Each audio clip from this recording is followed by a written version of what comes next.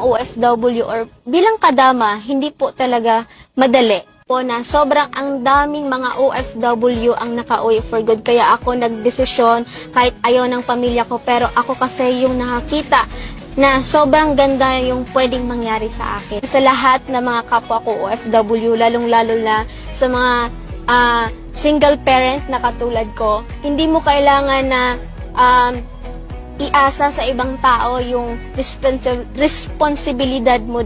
Kung nangyari sa amin, lahat ng mga OFW nakauwi for good, naranasan yung buhay, travel, time freedom, kasama yung anak, and at the same time, lahat posible talaga. Kaya sa lahat ng mga nakakapanood ng video na to, kung nagawa ng isang single mom, kung nagawa ng isang walang alam, kung nagawa ng isang mahiyain, I know for sure, ikaw naman ang next na mabago yung buhay mo.